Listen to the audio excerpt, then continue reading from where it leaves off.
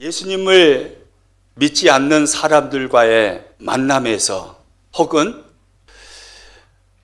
전도의 현장에서 우리는 자주 그런 소리를 듣습니다. 첫째, 왜 기독교는 독선적이고 편협적이냐, 이런 말을 듣게 되지요. 다른 종교는 다 한결같이 다 종교는 같아요. 다 어느 종교를 다니든 간에 정점은 다 구원을 받습니다. 다 그렇게 종교는 같다고 말하는데 왜 기독교만은 유독 예수님을 믿어야만 구원을 받느냐라고 말을 하느냐는 것이죠. 그래서 기독교인들을 향해서 독선적이고 편협하다고 그렇게 말들을 합니다. 아마 그런 말들을 한두 번 이상은 들어보셨을 것입니다. 여러분, 그런데요, 진리는 상반된 논리와 함께 할 수 없습니다. 상반된 논리, 전혀 반대되는 논리를 이루고 있는데 진리라고 말할 수 없는 거잖아요. 진리는 반드시 하나여야만 합니다. 하나일 때 그것이 진리라고 하는 것입니다. 그런데요, 인류 역사 속에서 내가 길이요 진리요 생명이다 라고 말씀하신 분은 오직 유일하신 예수님 뿐이십니다. 요한복음 14장 6절에 가면 주님이 이렇게 말씀하죠. 같이 읽습니다. 예수께서 이르시되 내가 곧 길이요 진리요 생명이니 나로 말미암지 않고는 아버지께로 올 자가 없느니라. 예수님이 말씀하셨습니다. 내가 유일한 길이다. 내가 유일한 진리다. 내가 유일한 생명이다. 주님은 명확하게 말씀을 하셨습니다. 혹시 이 자리에 신천지가 계시지는 않죠? 혹시 신천지가 계시다면 여러분, 이 말씀을 바로 알아들으셔야 합니다. 이만희가 아닙니다. 이만희가 구주가 아니에요. 이만희가 하나님이 아니에요.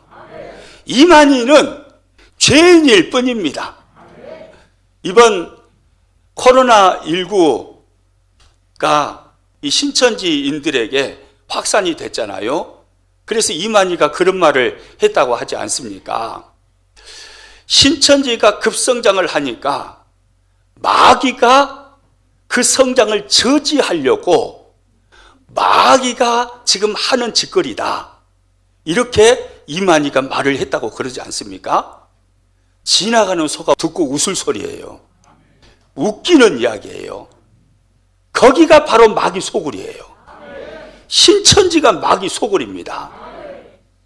혹시 이 자리에 신천지에서 파송된 파수꾼이 있다면 정신 차리십시오. 이만희가 구원자가 아니라니까요. 이만희가 하나님이 아니라니까요. 이만희 죽을 사람이에요. 자기는 자신이 안 죽는다고 그러는데 신천지인들은 이만희를 안 죽는 신이라고 생각하는데 정신 좀 차리세요. 정신 좀 차려요. 이제까지 이만희 때문에 그렇게 인생을 도적맞고 살았으면 이제 돌이키고 회개해야죠. 예수님의 품으로 돌아와야죠. 이만희는 구원자가 아닙니다. 이만희는 하나님이 아닙니다. 유일한 구원자, 그분은 예수 그리스도이십니다. 예수님이 말씀하십니다. 내가 곧 길이다. 예수님만이 유일한 길이시라는 거예요. 왜요? 예수님이 화목제물이 되어주셔서 우리의 모든 죄의 짐을 짊어지시고 십자가에 죽으셨기 때문입니다. 십자가에서 우리의 모든 죄의 짐들을 다 내려놓게 해주셨어요. 그래서 하나님께로 나아가는 유일한 길을 주님이 만들어 주신 거예요. 예수님만이 유일한 진리이십니다. 예수님만이 우리들에게 참 생명을 주실 유일한 생명이신 거예요. 그래서 세상 사람들이 기독교인들은 독선적이다, 편협하다 라는 말을 할지라도 우리는 진리를 포기할 수가 없는 것입니다.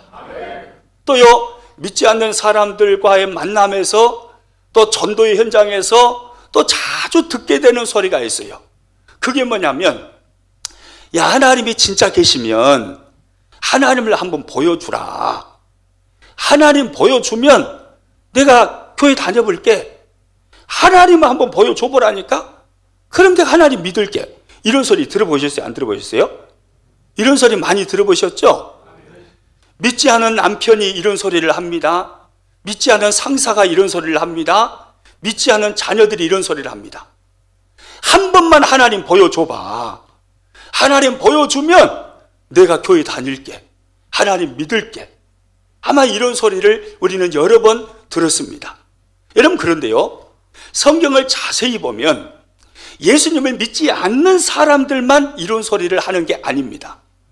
하나님을 잘 믿었고 잘 섬겼던 모세도요, 한때는 하나님을 나에게 보여주십시오, 이렇게 요청을 한 적이 있습니다. 우리가 곰곰이 우리 내면을 생각해 보면요, 예수님을 믿는 우리들 마음속에도요, 하나님이 살아계시다면 하나님 나에게 나타나 보여주십시오.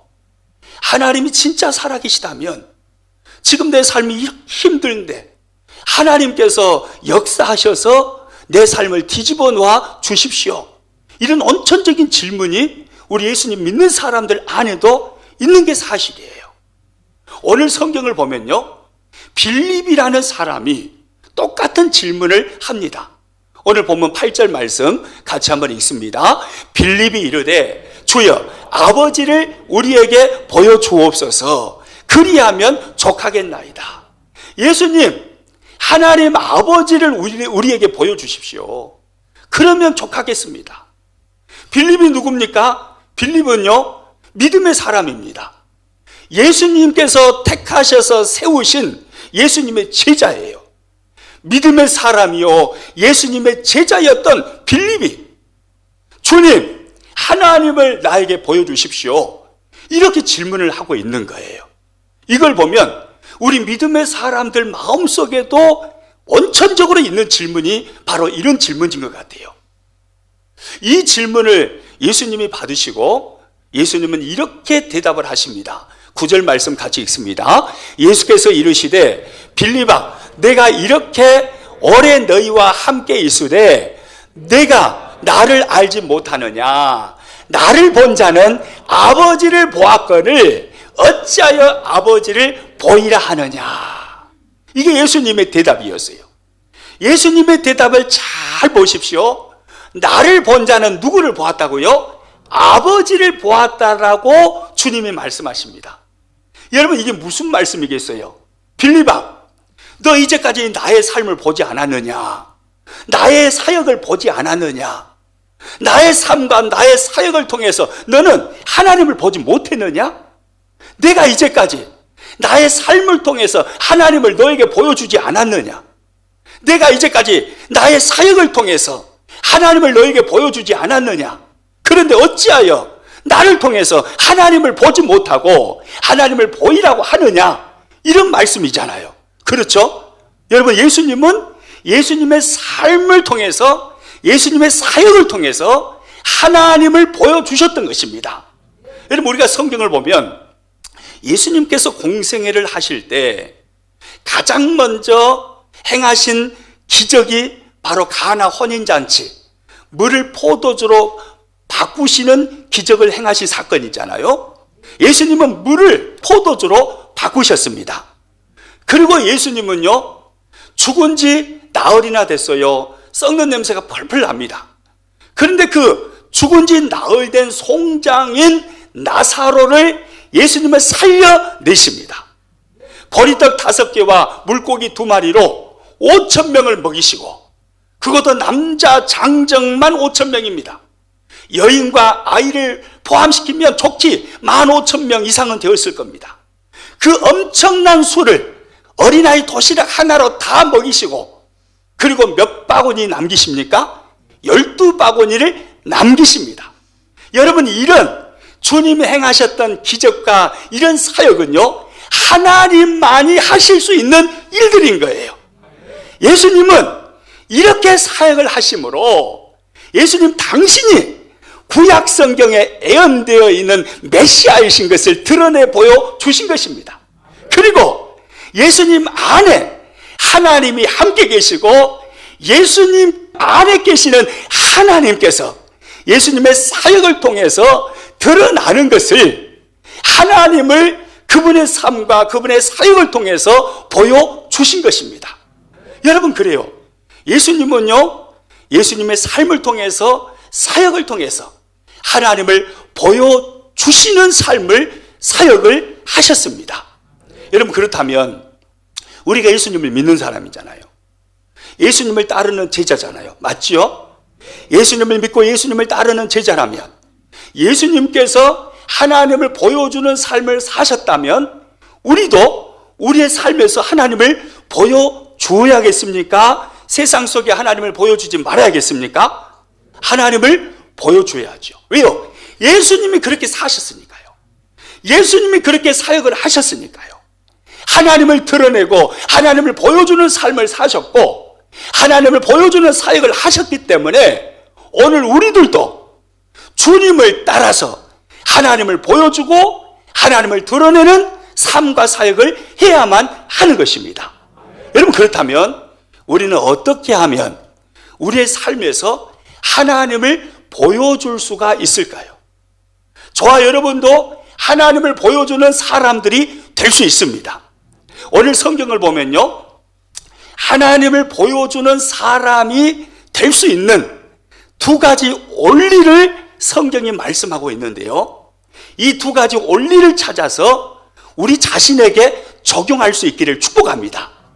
이 두 가지 원리를 우리들에게 적용하면, 나에게 적용하면 나도 예수님처럼 세상 속에서 하나님을 보여주는 사람, 하나님을 드러내주는 사람들, 하나님 한번 보여줘봐, 그러면 내가 교회 다닐게, 그러면 내가 예수님 믿을게, 이렇게 말하는 사람들에게 우리의 삶과 사역을 통해서 하나님을 보여줄 수 있다는 거예요. 할렐루야. 여러분, 이 두 가지 원리를 찾아서 우리 자신들에게 적용할 수 있기를 축복합니다. 그래서 이 시대에 하나님을 보여주는 사람들이 될 수 있기를 축복합니다. 첫째입니다. 첫 번째 원리. 우리는 어떻게 하면 하나님을 보여주는 사람들이 될 수 있을까요? 화면 나와 있죠? 우리 같이 한번 읽습니다. 하나님과 친밀한 사귐을 가지면 하나님을 보여주는 사람들이 될 수 있습니다. 하나님과의 친밀한 사귐입니다. 예수님, 하나님을 우리들에게 보여주십시오. 이렇게 질문하는 빌립을 향하여서, 야, 내가 이제까지 하나님을 보여주지 않았느냐? 나를 통해서 하나님을 보지 못하고 왜 하나님을 보여달라고 하느냐? 라고 답변하신 하나님은 계속해서 이런 말씀을 하십니다. 10절 말씀 같이 한번 읽습니다. 내가 아버지 안에 거하고 아버지는 내 안에 계신 것을 내가 믿지 아니하느냐? 이 말씀 잘 봐보세요. 내가 아버지 안에 거하고 아버지는 내 안에 거하신다고 주님이 말씀하십니다. 여러분, 이게 무슨 말씀입니까? 예수님은 성부 하나님과 친밀한 교제와 사귐 속에서 살고 계신다라는 그런 말씀이죠. 여러분, 맞습니까? 그래요. 예수님 안에 하나님이 계시고 예수님이 하나님 안에 계셔요. 친밀한 사귐과 교제 속에서 성자 예수님은 성부 예수님과 함께 사신다라는 거예요. 그리고 또 11절에 보면 똑같은 말씀을 주님이 하십니다. 같이 읽습니다. 내가 아버지 안에 거하고 아버지께서 내 안에 계심을 믿으라. 똑같은 말씀이죠. 내가 아버지 안에 거하고 아버지께서 내 안에 계심을 믿으라. 예수님은 성부 하나님과 끊임없이 날마다 매 순간마다 친밀한 교제와 사귐 속에서 사셨다, 이 말입니다. 여러분, 그렇습니다. 예수님은 무엇보다도요, 하나님 아버지와의 사귐을 중요하게 여기셨습니다. 그러시기에요, 예수님은 새벽마다 일어나셔서 하나님 아버지 앞에 기도하십니다. 때로는요, 산에 올라가셔서 밤이 맞도록 예수님은 기도하십니다. 습관을 따라서 기도하십니다. 예수님은요, 제자들을 세울 때도 기도하고 밤이 새도록 기도하시고 제자들을 세우셨습니다. 예수님이 십자가 짊어지실 때 땀방울이 핏방울이 되도록 기도하시고 예수님은 십자가를 지셨습니다. 예수님의 삶에는 끊임없이 기도하는 삶이 있었다는 거예요. 이게 무슨 말이에요? 주님께 정말로 중요한 것은 하나님 아버지와의 사귐이었다는 거예요. 하나님 아버지와 끊임없는 사귐, 끊임없는 교제 속에 주님이 사셨기 때문에 주님의 삶 속에서, 사역 속에서 끊임없이 하나님 아버지가 드러나고 나타날 수가 있었던 것입니다. 여러분, 그렇습니다. 하나님과의 사귐, 하나님과의 교제, 이것이요, 우리의 삶에서 하나님을 보여줄 수 있는 중요한 비결인 것이에요. 여러분, 모세, 구약 성경에 나오는 인물이잖아요. 그런데 그 모세도요, 하나님과 끊임없는 사귐 속에 삶을 삽니다.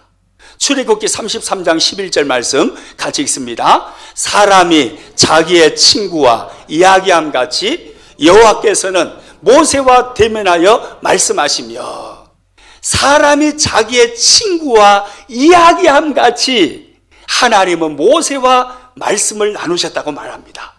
이게 무슨 말이에요? 모세는 어느 누구보다도 하나님과 친밀한 사귐 속에서 삶을 살았다 이 말입니다. 끊임없이 매 순간마다 하나님과 교제하며 모세는 신앙생활을 했다 이 말입니다. 그런 모세였기 때문에 모세는 홍해 앞에서 자신이 가지고 있는 지팡이를 홍해를 향하여서 내밀음으로 홍해를 쫙 갈라서 이스라엘 백성들에게 하나님을 보여줄 수 있었던 거예요. 그런 모세였기 때문에 끊임없이 하나님과 사귀고 교제하는 삶, 이런 삶을 살았기 때문에 모세는요, 그 목마른 광야에서 반석을 향하여 명령하여서 반석에서 생수가 콸콸콸 솟아나게 만든 줄로 믿습니다. 그래서 하나님을 이스라엘 백성들에게 보여준 것입니다. 여러분, 그래요. 하나님과 친밀한 교제 속에, 친밀한 사귐 속에 살면 우리들도요, 하나님을 우리의 삶에서 보여줄 수가 있습니다. 마가복음 3장에 가서 보면요, 예수님께서 제자들을 부르십니다. 12 제자를 세우십니다. 그들을 부르시고 그들을 부르신 이유를 말씀하시는데, 그들을 부르신 첫 번째 이유를 성경은 이렇게 말씀합니다.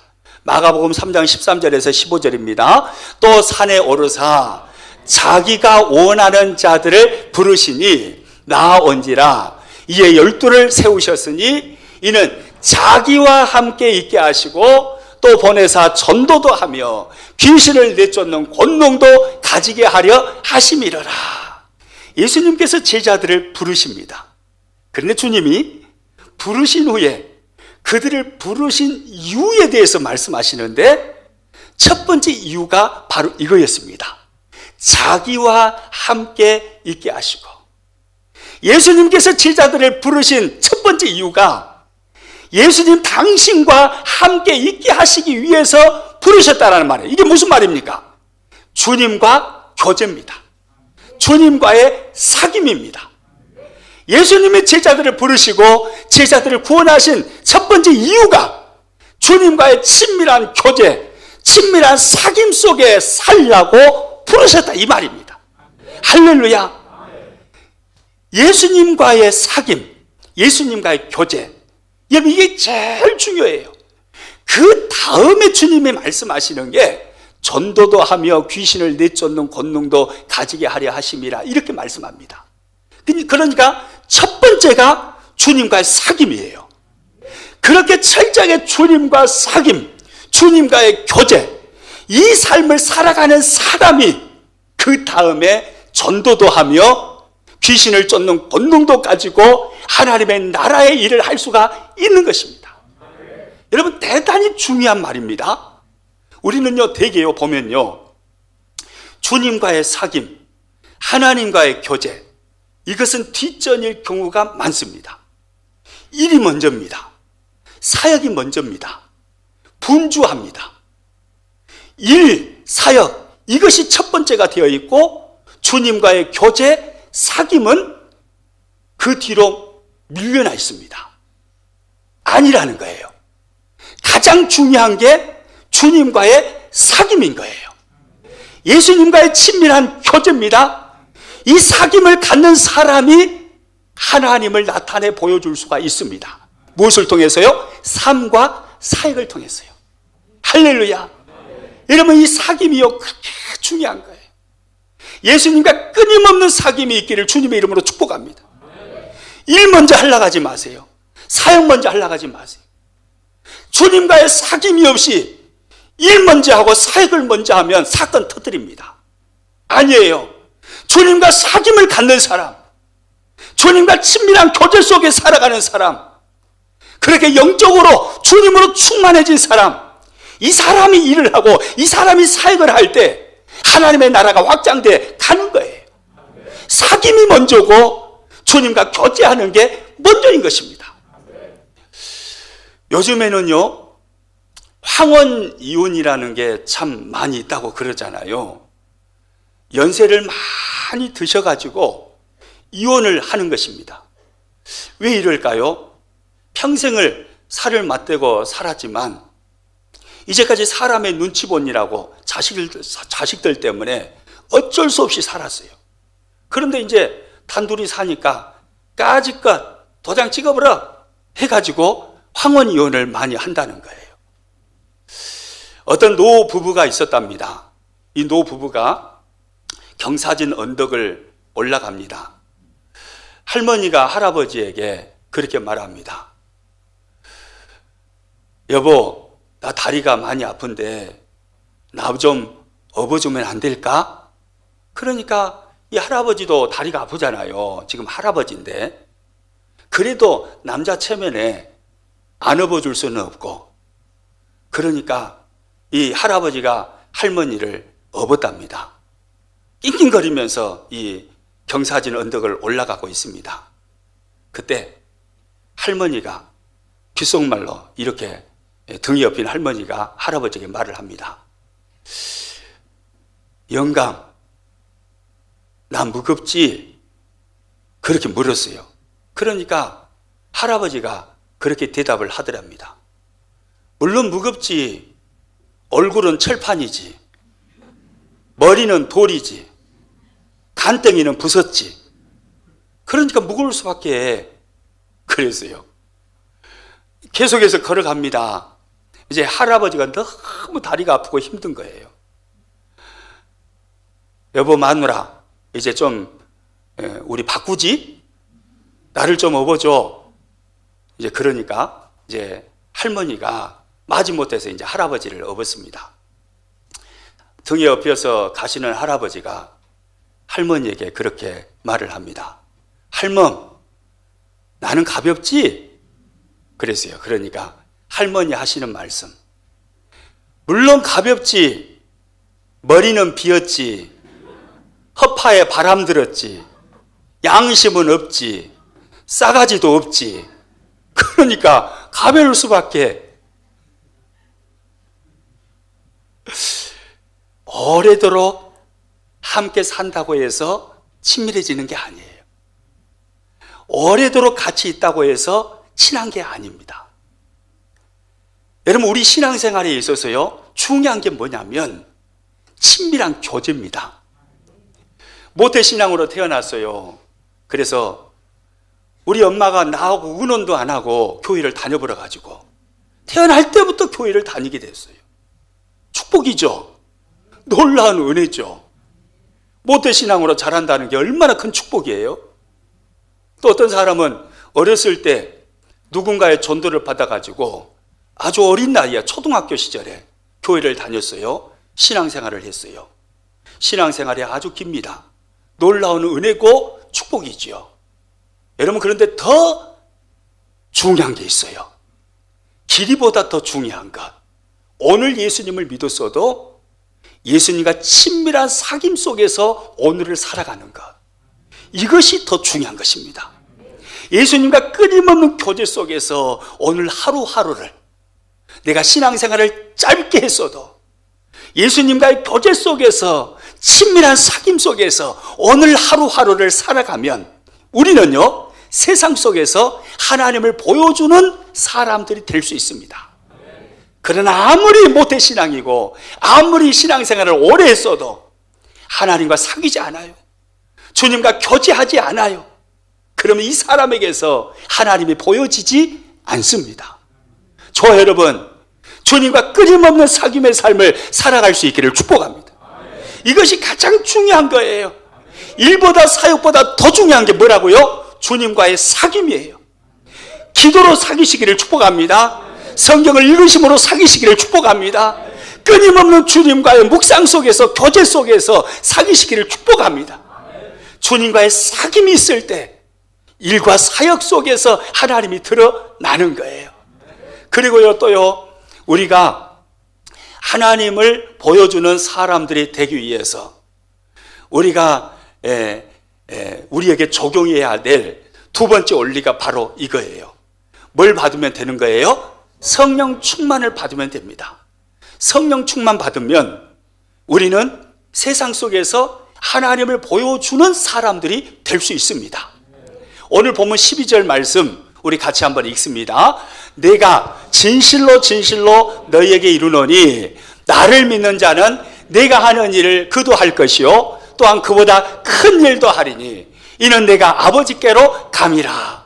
여러분, 이 12절 말씀은 8절에서 빌립이 예수님께 주님, 아버지를 우리에게 보여주십시오 라고 질문을 한 것에 대한 답변이 계속 이어지는 말씀이에요.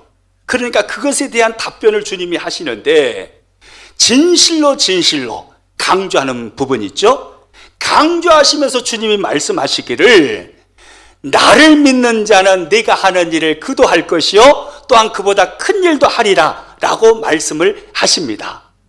폭탄 선언이죠. 여러분, 예수님이 하신 일이 무슨 일입니까? 예수님은 가르치시고 전파하시고 고치시는 사역을 하셨습니다. 예수님은 문둥병자 고치셨습니다. 중풍병자 고치셨습니다. 예수님은 죽은 자를 살리셨습니다. 엄청난 일을 주님이 하셨어요. 그런데 예수님의 제자들과 오늘 예수님을 믿는 우리들을 향해서 예수님이 말씀하시는 거예요. 내가 하는 일을 너도 할 것이고 내가 했던 그것보다 더 큰 일을 네가 할 수 있을 것이다. 주님이 말씀하셔요. 오늘 설교의 내용에 맞춰서 말하면 이게 무슨 말이에요? 내가 하나님을 나의 삶과 사역을 통해서 세상 속에 보여주었던 것처럼 너도 세상 속에서 하나님을 보여주는 사람이 될 수 있다, 이 말입니다. 너도 세상 속에서 하나님을 보여주는 사람이 될 수 있어. 주님이 이렇게 말씀하시는 거예요. 그러면 우리는 어떻게 우리의 삶 속에서 하나님을 보여줄 수 있을까요? 우리가 똑똑하고 능력이 있어서요? 대단히 지혜가 많아서요? 아니에요. 예수님은 그 이유를 이렇게 말씀합니다. 따라서 합니다. 이는 내가 아버지께로 감이라. 이것이 이유라는 거예요. 이것 때문에, 내가 아버지께로 가기 때문에 너는 내가 하는 일을 할 수 있고 내가 한 것보다 더 큰 일도 할 수 있다.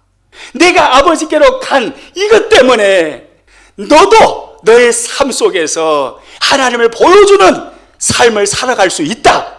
예수님이 이렇게 말씀을 하시는 거예요. 여러분, 그러면 내가 아버지께로 감이라, 이 말씀이 무슨 말씀일까요? 내가 아버지께로 간다라는 주님의 말씀은요, 성령님이 우리 가운데 오신다는 말씀과 똑같은 말이에요. 내가 아버지께로 간다는 주님의 말씀은 누가요? 성령님이 우리 가운데 오신다는 말과 똑같아요? 틀려요? 똑같은 말이에요. 내가 아버지께로 감이라, 이 말은 성령님이 우리 가운데 오신다, 이 말씀하고 똑같다 이 말입니다.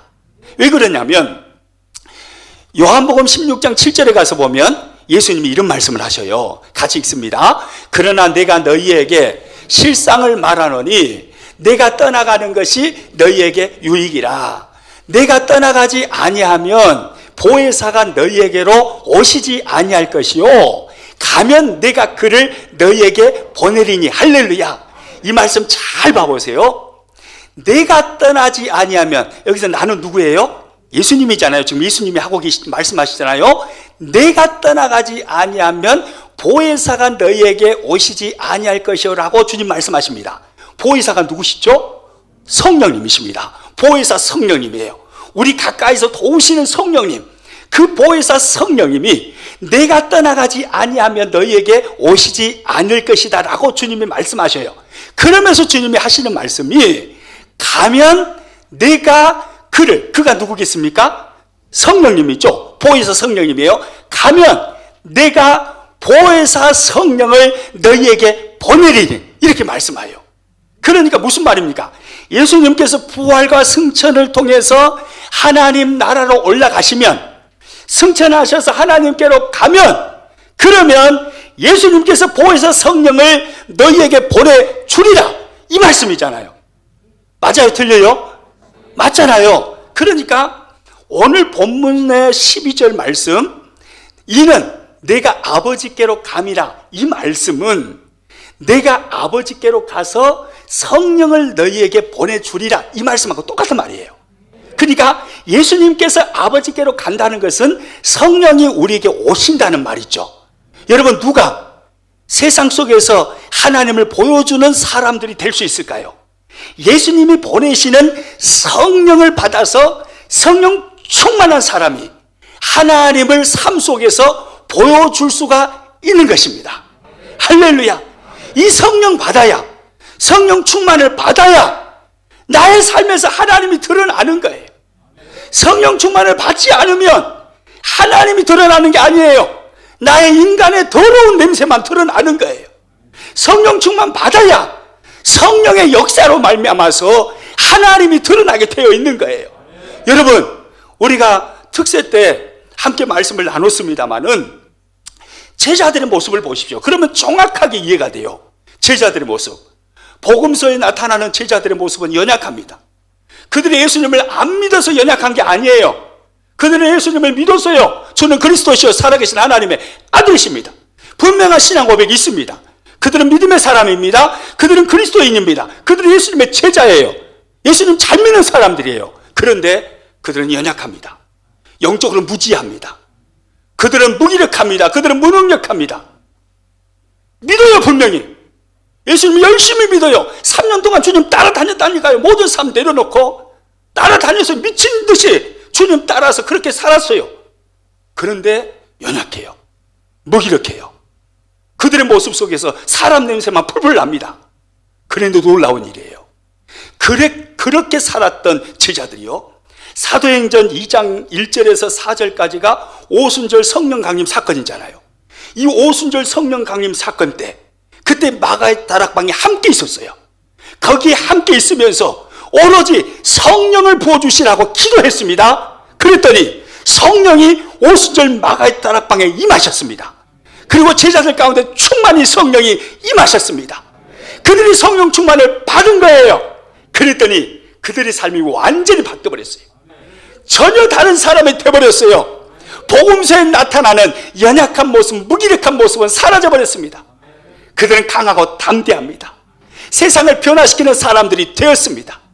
복음서에서는 예수님의 제자들은 하나님을 보여주지를 못했어요. 그런데 사도행전에 와서 보니까 그들은요, 하나님을 보여주는 사람들이 되어버렸어요.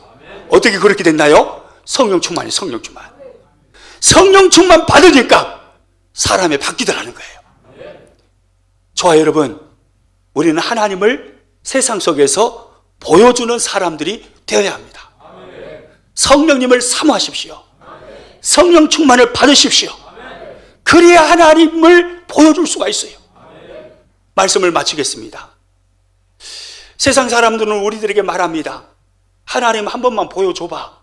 그러면 내가 교회 다닐게. 여보, 하나님 보여줘봐. 당신이 믿는 하나님 한번 보여줘보라니까. 그럼 내가 하나님 믿어볼게. 엄마, 아빠, 하나님 보여줘봐요. 한번 보여주시라니까요. 그럼 믿을게요. 그렇게 세상은 우리들에게 요청을 합니다. 여러분, 우리는 하나님을 보여줄 수 있습니다. 하나님을 보여주는 삶을 살아야 합니다.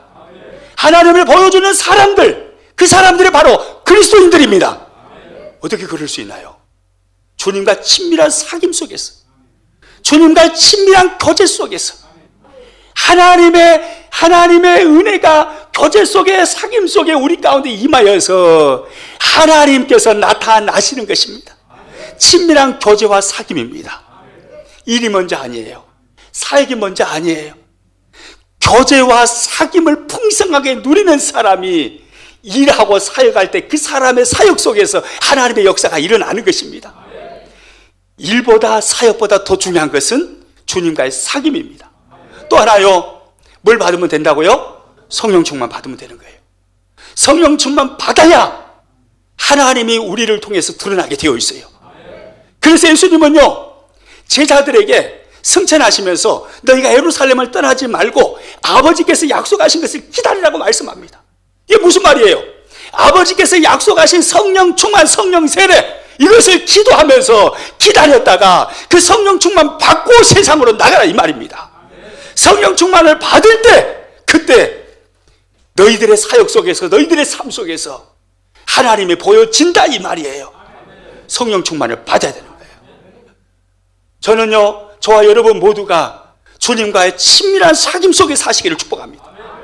성령 충만을 받으시기를 축복합니다. 그래서 이 시대에 하나님을 세상 속에 보여주는 사람들, 사람 냄새만 풍기는 사람들이 아니라 하나님을 세상 속에 보여주는 사람들, 그런 그리스도인으로 멋지게 살아가시기를 주님의 이름으로 축복합니다.